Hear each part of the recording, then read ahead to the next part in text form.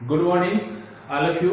पुनः स्वागत है आपका अपने चैनल ओम प्रकाश बुडानिया पॉलिटी पर। प्यारे बच्चों, मूल अधिकार का दूसरा पार्ट हम पढ़ने जा रहे हैं।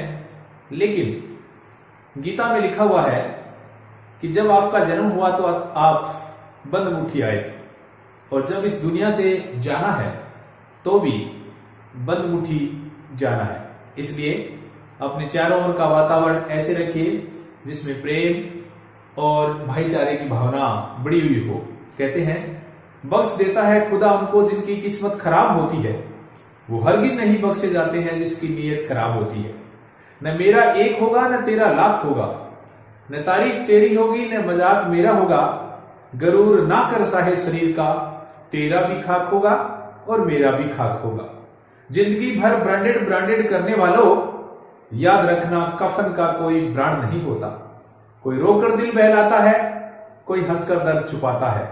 क्या करामात है कुदरत की कि जिंदा इंसान पानी में डूब जाता है और मुर्दा तैर कर दिखाता है।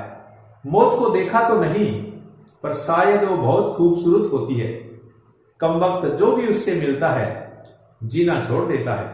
गजब की एकता देखी लोगों की जमाने में, जिंदों को गिराने में मुर्दों की उठाने में। पता नहीं जिंदगी की कौन सी बात आखिरी होगी, कौन सी मुलाकात आखिरी होगी, कौन सी रात आखिरी होगी। इसलिए एक दूसरे से बातें करते रहो यारो, पता नहीं आपकी कौन सी बात आखिरी होगी। चलो अपने टॉपिक पर आता हूं। मूल अधिकार शुरू करते हैं। हमने ये पढ़ लिया कि भारतीय संविधान में, मूल संविधान में 7 मूल अधिकार थे, लेकिन वर्तमान में 6 ही है। मूल अधिकारों का वर्णन अनुच्छेद 12 से 30 और 32 से 35 में किया गया है। अनुच्छेद 12 और 13 में हमने पढ़ लिया। अनुच्छेद 12 में राज्य की परिभाषा पढ़ ली, और अनुच्छेद 13 में न्यायिक पुनरावलोकन और आच्छादन का सिद्धांत आदि हमने पढ़ लिया। अब मूल संविधान में कौन कौन से मूल अधिकार थे उनका बड़े रूप से अध्ययन कर रहे हैं। मूल संविधान में 7 मूल अधिकार थे, 7 का अध्ययन यहां करने जा रहे हैं। नंबर 1 है समता यानी समानता। समानता का मूल अधिकार, मूल अधिकार। समानता का मूल अधिकार कहां से कहां तक, अनुच्छेद कौन से हैं? अनुच्छेद 14 से 18 तक समानता का अधिकार, अनुच्छेद 14 से 18 तक। नंबर 2 है स्वतंत्रता। स्वतंत्रता का अधिकार, स्वतंत्रता का अधिकार अनुच्छेद 19 से 22। नंबर 3 है शोषण के विरुद्ध अधिकार। तीसरा है शोषण के विरुद्ध अधिकार। शोषण के विरुद्ध अधिकार अनुच्छेद 23 और 24, 2 अनुच्छेदों में है शोषण के विरुद्ध अधिकार, अनुच्छेद 23 और 24। नंबर 4 धार्मिक स्वतंत्रता का अधिकार। धार्मिक स्वतंत्रता का अधिकार अनुच्छेद 25 से 28 तक, 25 से 28 तक। नंबर 5 संस्कृति और शिक्षा का अधिकार। संस्कृति और शिक्षा का अधिकार। संस्कृति और शिक्षा का अधिकार अनुच्छेद 29 यानी 29 और 30। नंबर 6 संवैधानिक उपचारों का अधिकार। संवैधानिक संवैधानिक उपचारों का अधिकार, यानी अनुच्छेद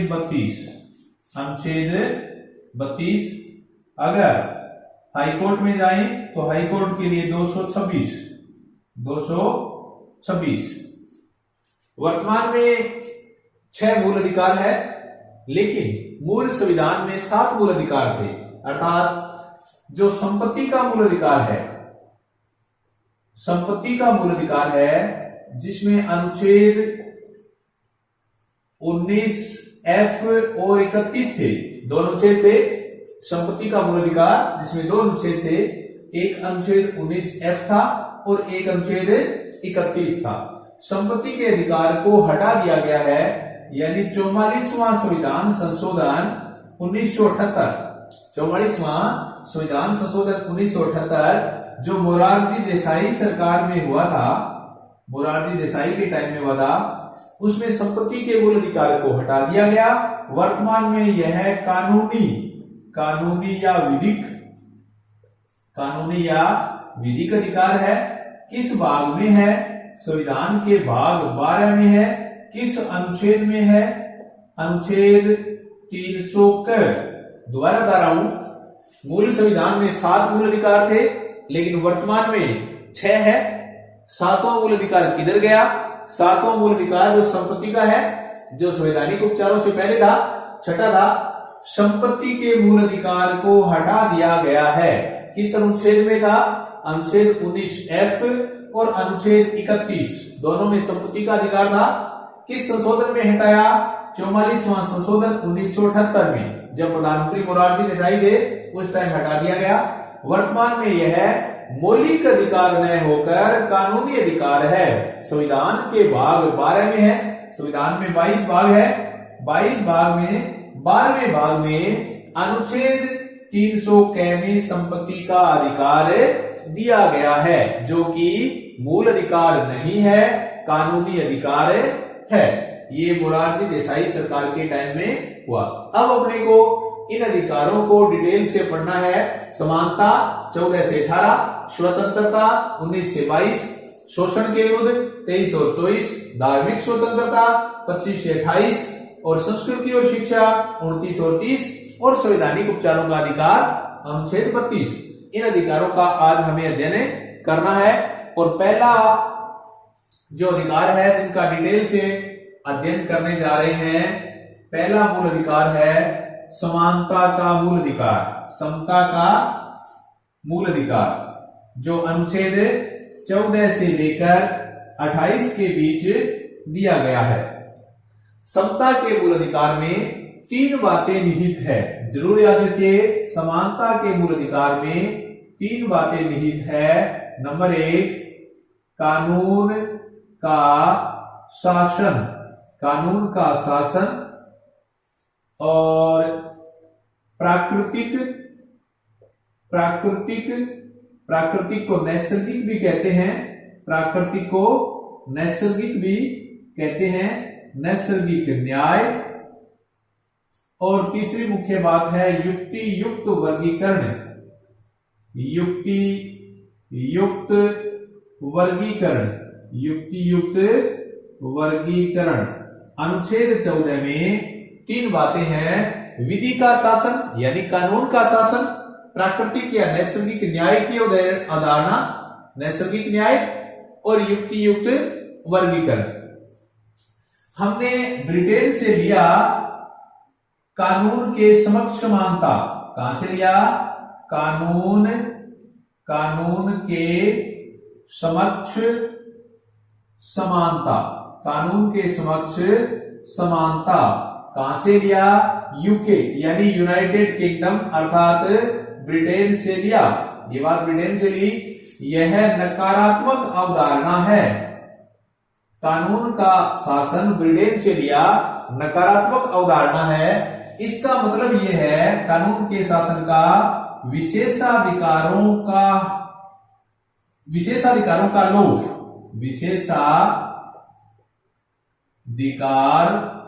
विशेषाधिकारों की अनुपस्थिति, विशेषाधिकारों की अनुपस्थिति, यानी ब्रिटेन से लिया गया है।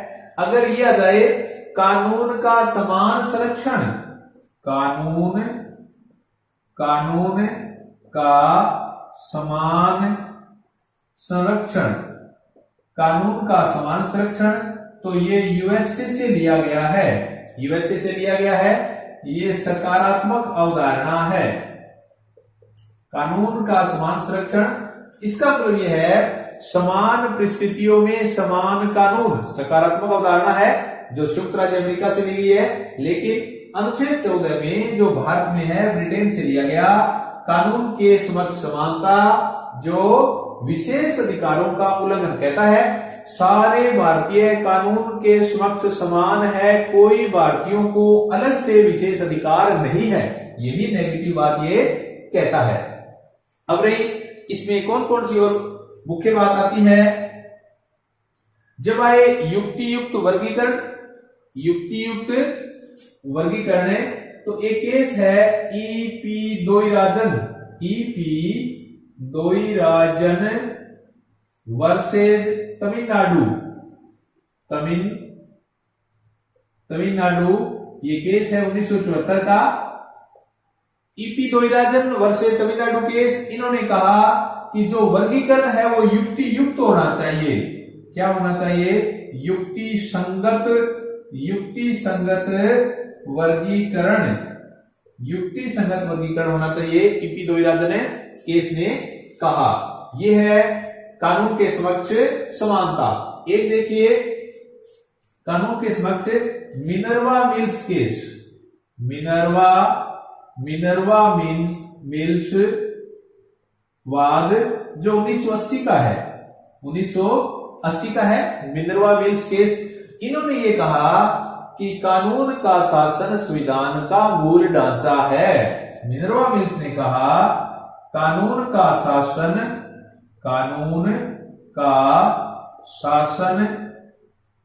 संविधान का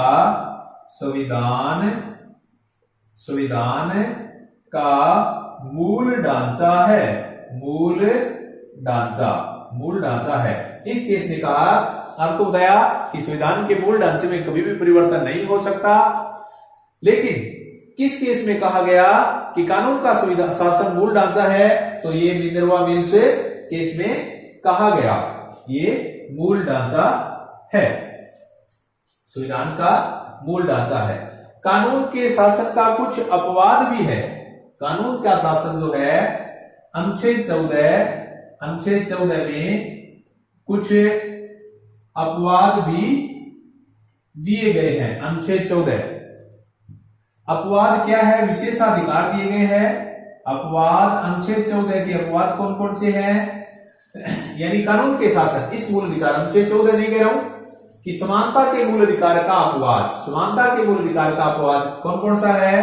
पहला अपवाद है अनुच्छेद 15(3), अनुच्छेद 15(3) ये कहता है कि बालक यानी बच्चों और महिलाओं के लिए विशेष अधिकार, इनको विशेष अधिकार दिया गया है। बच्चों के लिए, महिलाओं के लिए विशेष अधिकार दिए गए हैं, तो ये अपवाद हो गया।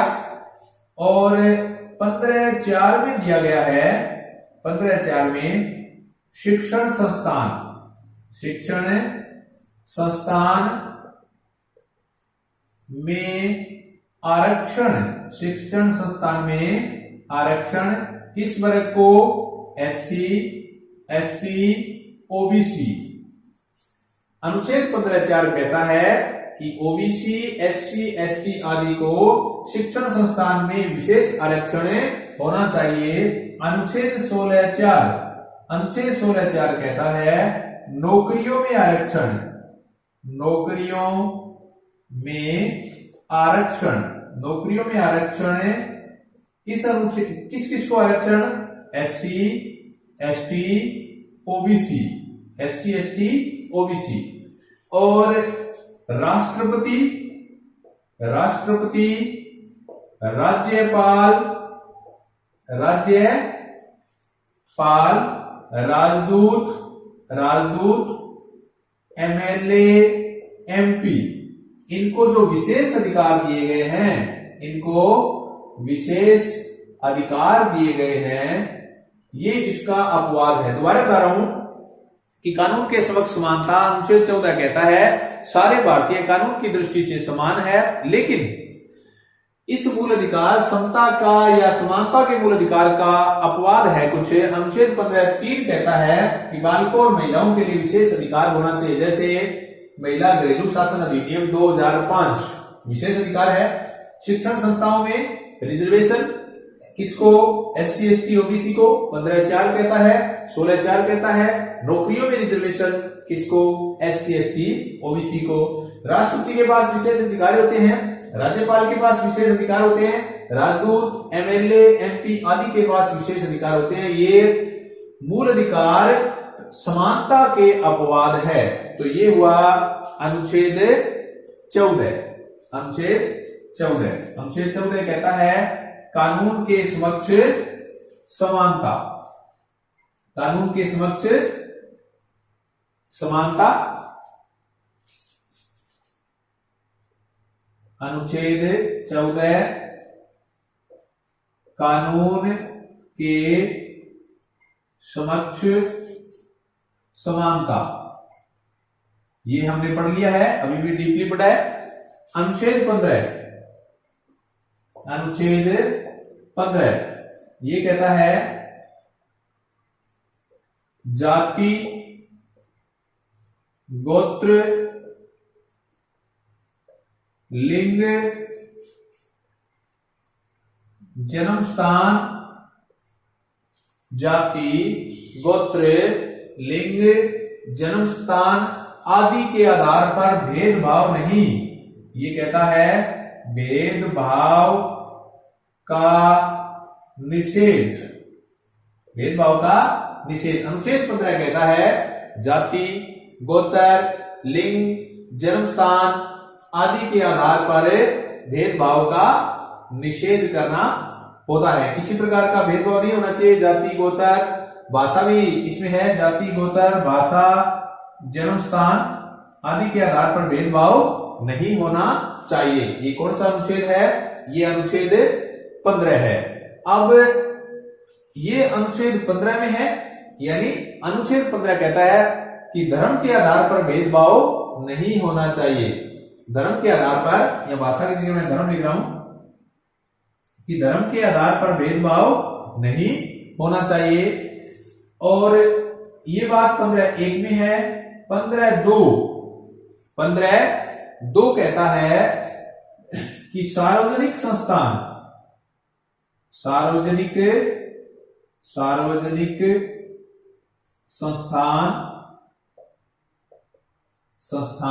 जिसमें कुएं, तालाब और होटल भी आता है। होटल अलग से, होटल, पर्यटन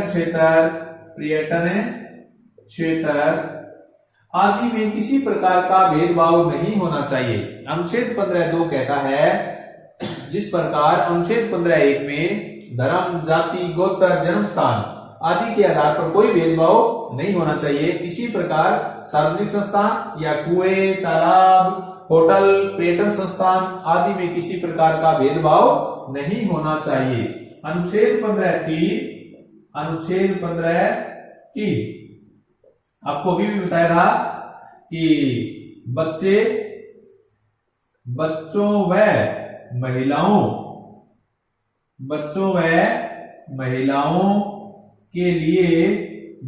महिलाओं के लिए विशेष अधिकार, बच्चों और महिलाओं के लिए विशेष अधिकार का प्रावधान किया गया है। अनुच्छेद 15 में बच्चों और महिलाओं के लिए विशेष प्रावधान का, अधिकारों का प्रावधान किया गया है। अनुच्छेद 15(4)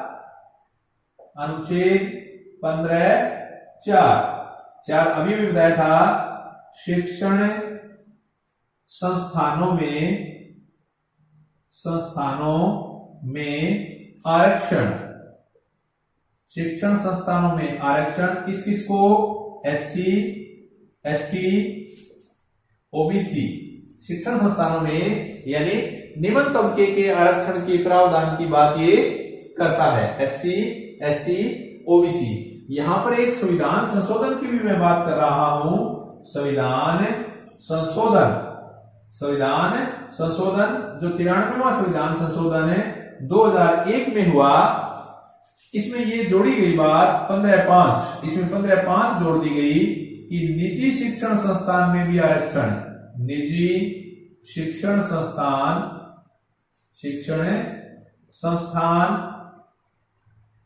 में भी आरक्षण, निजी शिक्षण संस्थान में भी आरक्षण का प्रावधान होना चाहिए।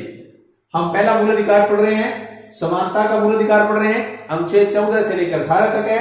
अनुच्छेद 14 में क्या पढ़ा? कानून के समक्ष समानता। ये यूके से, ब्रिटेन से ली गई ये नेगेटिव अवधारणा है। दूसरा है जाति, गोत्र, धर्म, लिंग, जन्मस्थान। जाति, गोत्र, धर्म, लिंग, जन्मस्थान के आधार पर कोई भेदभाव नहीं होना चाहिए। 15.2 कहता है सार्वजनिक संस्थान, होटल, कुएं, तालाब आदि क्षेत्र में भी कोई भेदभाव नहीं होना चाहिए। 15.3 कहता है कि महिला और बच्चों के लिए विशेष प्रावधान होने चाहिए। 15.4 कहता है कि शिक्षण संस्थानों में आरक्षण एससी, एसटी, ओबीसी। लेकिन 93वां संविधान संशोधन 2001 के अनुसार 15.5 जोड़ा गया। इसमें यह बात कही गई कि निजी शिक्षण संस्थान में भी आरक्षण होना चाहिए। ये था अनुच्छेद 15। अनुच्छेद 15। अनुच्छेद 16। अनुच्छेद 16 बड़ा महत्वपूर्ण अनुच्छेद है।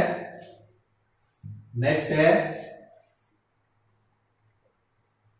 अनुच्छेद 16। 16 में है लोक नियोजन। लोक नियोजन का मतलब है सरकारी नौकरियों, सरकारी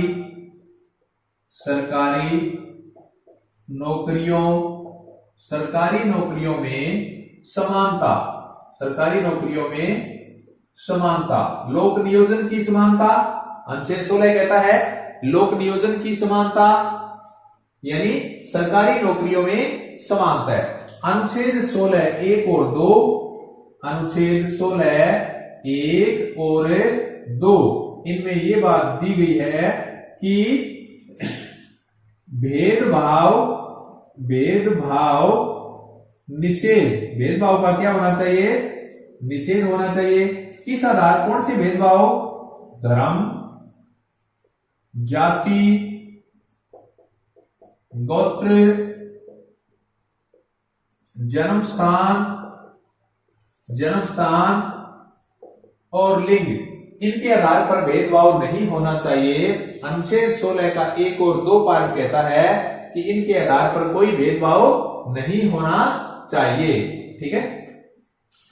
अनुच्छेद 16(3), अनुच्छेद 16(3), अनुच्छेद 16(3) में यह बताई गई है कि संसद चाहे तो सरकारी नौकरियों में राज्य को विशेष वरीयता दी जा सकती है। इसमें अनुच्छेद 16 में कि सरकारी नौकरी में, सरकारी नौकरियों में राज्य को स्वायत्तता, राज्य को स्वायत्तता, ये काम कौन करेगी? ये काम संसद करेगी। संसद प्रावधान कर सकता है कि किसी राज्य विशेष में वहां के युवाओं को स्वायत्तता या प्राथमिकता दी जा सकती है। ये बात 16(3) कहता है। अनुच्छेद 16(4), अनुच्छेद 16(4), अनुच्छेद 16(4) क्या कहता है कि सरकारी नौकरियों में, सरकारी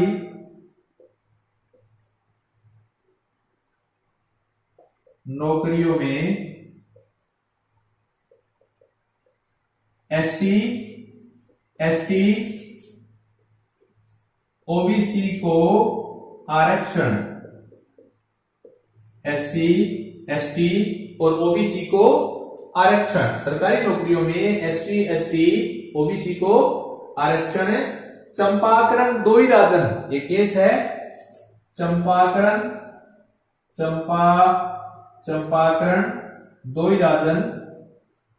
दोईराजन वर्सेज मद्रास। चंपाकरण दोईराजन वर्सेज मद्रास 1951। ये प्रथम संशोधन में ये बात जोड़ी गई है। प्रथम संविधान का जो संशोधन हुआ उसमें भी ये बात जोड़ी गई है चंपाकरण में। क्या कि विशेष आरक्षण की बात चंपाकरण केस में जो 1951 में हुआ था, मद्रास वर्सेस चंपाकरण दोईराजन, जो पहला संशोधन में भी जोड़ा गया कि इनमें सरकारी नौकरियों में विशेष प्रावधान या विशेष आरक्षण की बात यहां पर बताई गई है। किस केस में? चंपाकरण दोईराजन केस में ये बात बताई गई है। चंपाकरण दोईराजन।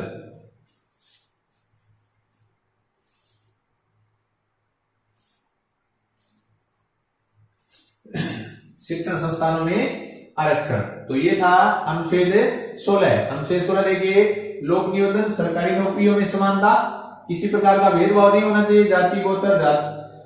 जाति गोत्र और लिंग, धर्म स्थान आदि के आधार पर सरकारी नौकरियों में स्वायत्तता संसद कर सकती है। सरकारी नौकरियों में आरक्षण होना चाहिए एससी एसटी ओबीसी को। चंपाकरण दोईराजन केस 1951 में कहा गया कि विशेष आरक्षण होना चाहिए। ये बात पहले संविधान संशोधन में जोड़ दी गई थी। प्रथम संविधान संशोधन में ये बात जोड़ दी गई। अब देखिए अनुच्छेद 17। अनुच्छेद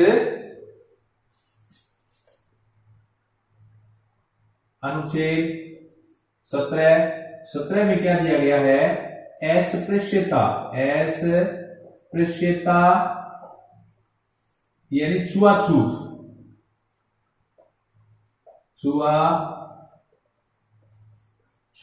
का अंत। अस्पृश्यता यानी छुआछूत का अंत होना चाहिए अनुच्छेद 17 के आधार पर। ये क्या है? व्यक्ति की गरिमा को बताता है। व्यक्ति की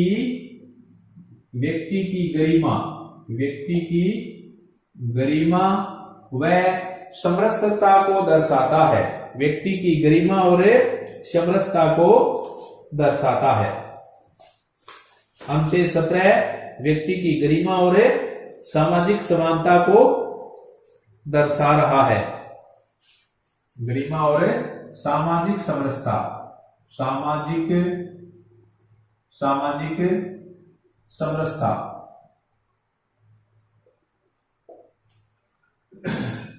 अनुच्छेद 17 में संसद ने नागरिक संरक्षण संशोधन अधिनियम या अस्पृश्यता संशोधन अधिनियम, पहले था अस्पृश्यता निवारण अधिनियम, अस्पृश्यता निवारण अधिनियम 1955। इसमें संशोधन कर दिया गया। 1955 वाले में संशोधन किया गया 1976 में ये संशोधन कर दिया गया कि किसी प्रकार का छुआछूत आदि नहीं होना चाहिए। छुआछूत का कोई प्रावधान नहीं होना चाहिए। तो ये था अनुच्छेद 17, व्यक्ति की गरिमा और सामाजिक समरसता को ये दर्शाता है। अब है अनुच्छेद 18। अनुच्छेद 18 दिया है उपाधियों का अंत। अनुच्छेद 18 में उपाधियों का अंत कौन सी दो उपाधि छोड़ करके? शिक्षा और सेना। औपनिवेशिक काल में, अंग्रेजों के काल में भारत में अनेक प्रकार की उपाधियों का प्रावधान कर दिया गया। राजा, महाराजा, राजाधिराज आदि उपाधियां प्रदान की जाती थी। इन उपाधियों से छुटकारा पाने के लिए अनुच्छेद 18 में प्रावधान कर दिया गया कि उपाधियों का अंत होना चाहिए, शिक्षा और दो को छोड़कर, सेना को छोड़कर के। अब इसमें कुछ एक दो बातें और दी गई है। अगर कोई विदेशी विश्वविद्यालय किसी भारतीय को उपाधि दे तो पहले राष्ट्रपति से पूर्व स्वीकृति लेनी अनिवार्य है। कोई भी दूसरा विश्वविद्यालय अगर किसी भारतीय को उपाधि दे तो पहले राष्ट्रपति से पूर्व अनुमति जरूरी है। नंबर 2 बात, बालाजी राघवन केस, बालाजी राघवनवाद जो 1996 में हुआ था, 1996 का है बालाजी राघवनवाद। बालाजी राघवनवाद में बताया गया है कि भारत रत्न पद्म विभूषण या पद्म भूषण और पद्मश्री आदि अलंकरण है, उपाधि नहीं है। बालाजी राघवन केस 1996 में प्रावधान किया गया कि भारत रत्न, पद्म भूषण, पद्म विभूषण आदि उपाधियां है। ये अलंकरण है, उपाधियां नहीं है। ये व्यक्ति के नाम के साथ नहीं जोड़ना चाहिए। इस केस में बताया गया कि भारत रत्न, पद्म भूषण, पद्म विभूषण आदि व्यक्ति के नाम के साथ नहीं जोड़नी चाहिए। ये बालाजी राघवन केस में बताया गया था। यहां एक प्रावधान और कर दिया गया। 1977 में मोरारजी देसाई सरकार थी, मोरारजी देसाई सरकार थी, मोरारजी देसाई 1977। इन्होंने पद्म पुरस्कार समाप्त कर दिए गए। जो पद्म अलंकरण वो समाप्त कर दिए गए और दोबारा इन पुरस्कारों को, जैसे भारत रत्न, पद्म विभूषण, पद्म भूषण, पद्मश्री आदि, दोबारा 1980 में इंदिरा गांधी ने शुरू कर दिए गए। दोबारा बता दूं कि भारत के पूर्व प्रधानमंत्री मोरारजी देसाई ने 1977 में पद्म पुरस्कार समाप्त कर दिए गए। इन्हें दोबारा शुरुआत किसने की? इंदिरा गांधी ने किए। कब किए? 1980 में इन्हें दोबारा शुरुआत कर दी। ये है पहला मूल अधिकार, समानता या समता का मूल अधिकार, अनुच्छेद 14 से 18। अनुच्छेद 14 कानून के समक्ष समानता है। अनुच्छेद 15 जाति, गोत्र, भाषा, लिंग, धर्म के आधार पर भेदभाव नहीं होना चाहिए। अनुच्छेद 16 लोक नियोजन, सरकारी नौकरियों में समानता।